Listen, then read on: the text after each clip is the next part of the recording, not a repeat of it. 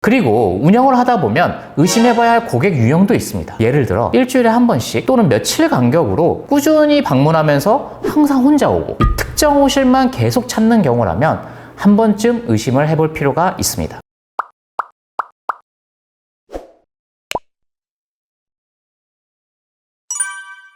안녕하세요, 숙박닥터 이성훈입니다. 오늘은 숙박업소를 이용하시는 분들이라면 한 번쯤은 생각해 보셨을 수도 있는, 그리고 사실은 생각하기 싫지만 굉장히 무서운 상황에 대해서 말씀을 드리려고 합니다. 여러분, 만약 내가 사랑하는 사람과 모텔이나 호텔에 갔는데 우리 영상이 인터넷에 돌아다니고 있다, 이런 상황을 상상해 보신 적 있으십니까? 생각만 해도 굉장히 충격적이고 무섭고 당황스러운 상황이죠. 그런데 이런 일들이 실제로 발생하고 있습니다. 그렇다면 우리는 어떻게 해야 이런 위험에서 벗어날 수 있을까요? 이걸 이해하려면 조금 다른 관점으로 접근해 볼 필요가 있습니다. 바로 몰래카메라를 설치하는 사람들은 어떤 곳에 설치를 하려고 할까? 이들의 입장에서 생각을 해보는 겁니다. 이 심리를 이해하면 어떤 곳이 위험할 수 있는지 어느 정도는 예측이 가능합니다. 물론 여기서 중요한 건 그렇다고 해서 특정 숙소 유형이 다 위험하다는 것은 절대 아닙니다. 요즘은 사장님들이 몰래카메라 감지기를 활용해서 꾸준하게 점검을 잘하고 있는 곳들도 많습니다. 그럼에도 불구하고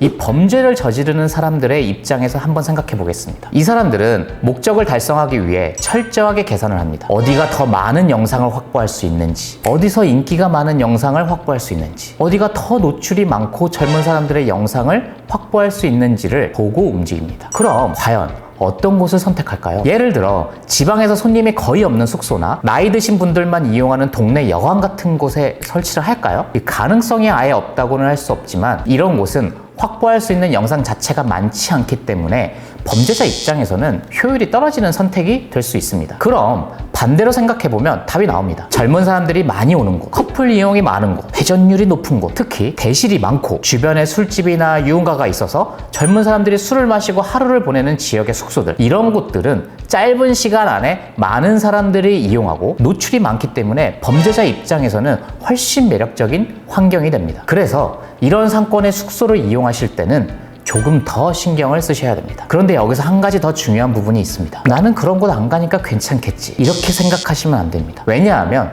내부에서 일하는 사람이 범죄자일 가능성도 완전히 배제할 수는 없기 때문입니다. 예를 들어 내부 직원이 특정 객실에 몰래카메라를 설치해두고 이 젊은 커플이 오면 일부러 그 객실을 배정해주는 경우도 생각해볼 수 있습니다. 이런 장면들 영화나 드라마에서 한 번쯤 보신 적 있으시죠? 이게 꼭 영화 속 이야기만은 아니라는 점도 알고 계셔야 합니다. 결국 어떤 유형의 숙소든 완전히 안전하다고 단정할 수는 없습니다. 그래서 중요한 건 내가 어떻게 대비하느냐입니다. 그럼 현실적으로 어떻게 대비를 해야 할까요? 가장 현실적인 방법 중에 하나가 바로 몰래카메라 감지기를 사용하는 것입니다. 요즘은 소형으로 많이 나와 있어서 부담 없이 가지고 다닐 수 있고, 특히 여자친구와 외박을 자주 하시는 분들이라면 남성분들이 하나 정도는 챙겨두시는 것을 추천드립니다. 이건 과한 게 아니라 현실적인 대비입니다. 그리고 숙소에 들어가셨을 때는 콘센트 주변이나 TV 뒤쪽, 시계, 연기 감지기, 욕실 구조물 같은 부분들을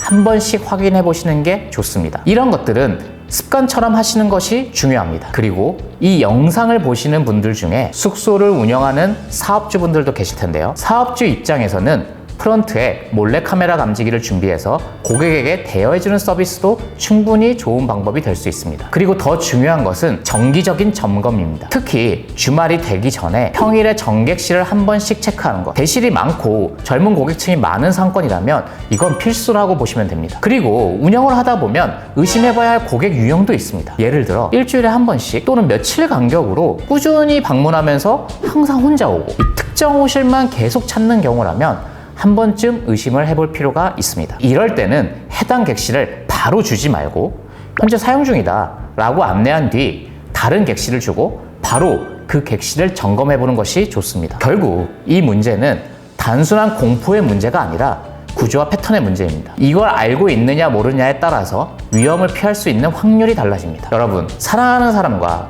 좋은 시간을 보내는 공간에서 이런 상황이 발생한다면 정말 끔찍하겠죠. 이 영상을 통해서라도 조금 더 안전하게 숙소를 이용하셨으면 좋겠습니다. 어떻게 오늘 영상도 도움이 되셨을까요? 오늘 내용이 도움이 되셨다면 좋아요 부탁드리고, 궁금한 점이나 더 알고 싶은 내용이 있으시다면 댓글로 편하게 남겨주시길 바라겠습니다. 앞으로도 여행을 좋아하셔서 다양한 숙소를 이용하시는 분들에게 현실적인 정보와 인사이트를 드릴 예정이니 구독하셔서 많은 정보를 얻어가시길 바라겠습니다. 지금까지 숙박닥터 이성훈이었습니다. 감사합니다.